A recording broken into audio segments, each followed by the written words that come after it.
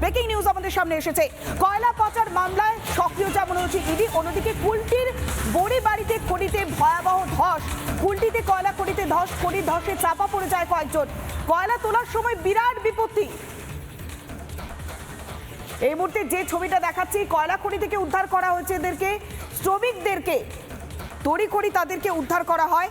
আর এরপরেই একের পর এক কয়লা খনিতে যখন ধস নামছে, সেই ধসে চাপা পড়ে থাকার একটা আশঙ্কা তৈরি হয়েছে। দেখুন ঠিক কি দুর্গম পরিস্থিতি তৈরি হয়েছিল। কয়লা খনিতে বিভিন্ন জায়গায় এই সমস্ত অবৈধ কয়লা খনিগুলো মাথাচাড়া দিয়ে উঠেছে।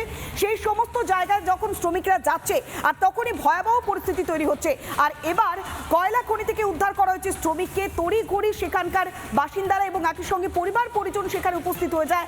তবে যেহেতু দুর্গম পরিস্থিতি তৈরি হয়েছিল সেখানে, কয়লা খনির মধ্যে বারবার একের পর এক জায়গা, আসানসোল, দুর্গাপুর, বিভিন্ন জায়গাতে আমরা দেখতে পেয়েছি, বিশেষ করে আসানসোলে কোরামুখ খনি, আবার এবার কুলটির কয়লা খনি, সেই কয়লা খনি থেকে উদ্ধার করা হয়েছে শ্রমিকের দেহ। ঘটনাকে কেন্দ্র করে যেমন চাঞ্চল্য সৃষ্টি হয়েছে, তার পাশাপাশি পরিবার পরিজন তারাও কিন্তু আতঙ্কিত হয়ে গিয়েছে। যে ছবিটা আমরা লাগাতার দেখাচ্ছি, দেখুন ঠিক কি দুর্গম জায়গা, সেই দুর্গম জায়গাতেই শ্রমিকের দেহ উদ্ধার করা হয়েছে। আমাদের প্রতিনিধি ব্রজ সেই ছবি লাগাতার তুলে ধরেছে, দেখুন একবার। আমি এই মুহূর্তে যেখানে দাঁড়িয়ে আছি সেটি হচ্ছে বিসিসিএল এর যে বড়িরা খনি, সেই খনি এবং কুলটি থানা এলাকা, সেই খনিতে দাঁড়িয়েছি। এই জায়গাতে, এই খনিতেই কয়লা তুলতে গিয়ে ধসের ঘটনা ঘটে এবং ধসে চাপা পড়ে বেশ কয়েকজন, এমন আশঙ্কা কিন্তু করা হচ্ছে।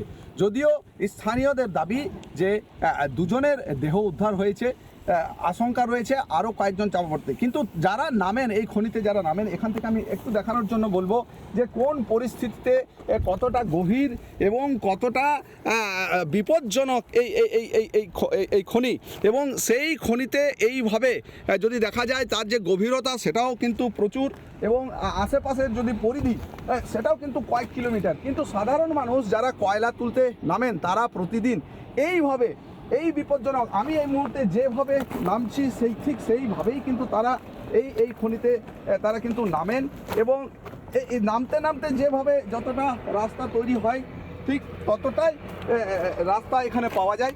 কিন্তু কোনো রকমভাবে যে তৈরি করা রাস্তা বা বিপজ্জনক নয় এমন রাস্তার কোনো প্রশ্ন নেই। ঠিক এইভাবেই ওপর থেকে, এখান থেকে যদি দেখা যায় ওপর থেকে নামার যে বলা যায় ধাপ, সেই ধাপে তারা নামবে, আবার একটা ধাপ থেকে এইভাবে তারা কিন্তু পাথরের খাঁজে খাঁজে এইভাবে নেমে পড়বে, এবং নেমে পড়ার পরেই যেখানে কয়লার স্তর বা যেখানে কয়লা পাওয়া যায় সেই জায়গায় তারা যাবে, এবং সেখান থেকে গিয়ে তারা কয়লা নিয়ে আবারও সেই মাথায় করে কয়লা নিয়ে আবারও তারা ওপরে এইভাবে আসে। কতটা বিপজ্জনক এবং কতটা ঝুঁকিপূর্ণ যে তারা এইভাবে খোলামুখ খনিগুলি থেকে তারা কয়লা তোলে, এবং প্রতিনিয়ত বিপদের ঝুঁকি নিয়ে তারা কিন্তু কয়লা তোলার কাজ করে। আর যখনই এই কয়লা তুলতে গিয়ে, অর্থাৎ আমি যদি দেখি যে এই জায়গায় যদি কয়লা তোলা হয়, তাহলে এই জায়গায় কয়লা তুলতে যদি এই পাথরটা সরে যায় বা কয়লার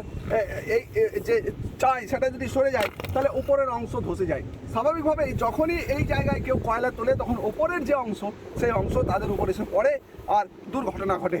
এমনই ঘটনা কিন্তু এদিনও ঘটেছে, এবং এই ধসের কবলে একাধিক জনের পড়ার যে আশঙ্কা, সেই আশঙ্কা কিন্তু তৈরি হয়েছে।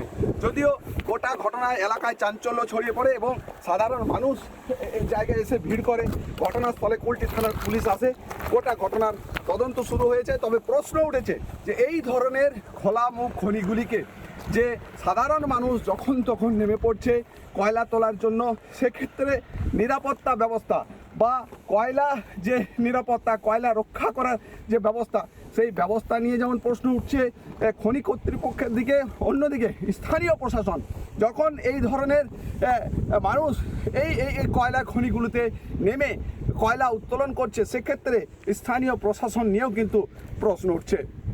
আসানসোল থেকে কৌশিকের সঙ্গে ব্রজ ব্যানার্জি, রিপাবলিক বাংলা।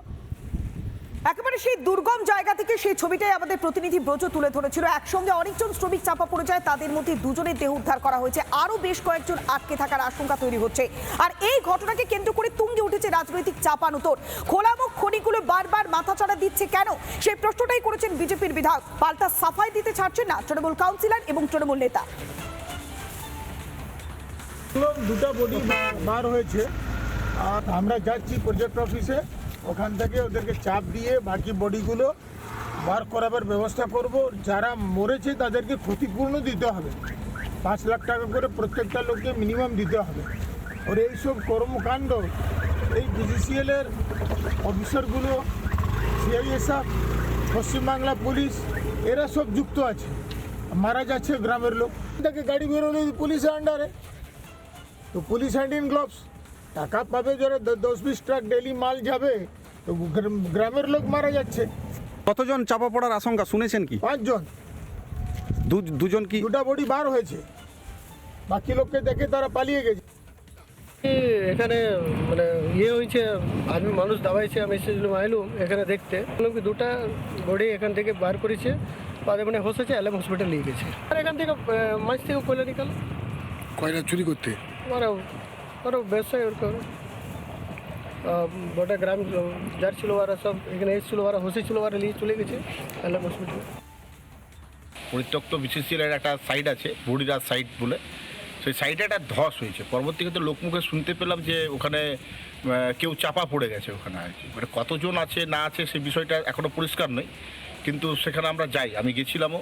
আমার মনে হয় যে যারা এখানে এসছে বা এই কয়লা তোলার প্রয়াস করেছে, তো এখানে যেমন ওই জায়গাতে বিসিসিএলের মেশিন যাওয়াটা খুব মানে দুঃসাধ্য ব্যাপার। ওখানে বিসিসিএলের তরফ থেকেও বারবার মাইনিংয়ে যত ইলিগাল মাইনিং আছে সেটা ভতাবারও চেষ্টা করা হচ্ছে, ব্যারিকেড করা হচ্ছে। এর আগে আমরা কাঁটাতারের বেড়াও দিয়েছিলাম। সেক্ষেত্রে এই বিভিন্ন রকম করার পরেও আজকে যেটা শুনলাম, এখন জানি না যে লাস্ট পর্যন্ত কতটা কি দাঁড়ালো, তবে এই ধরনের একটা ঘটনা ঘটেছে। কজন ছিল? নানা ধরনের কন্টেন্ট দেখার জন্য লাইক করুন, শেয়ার করুন আমাদের ফেসবুক পেজ, সাবস্ক্রাইব করুন আমাদের ইউটিউব চ্যানেল।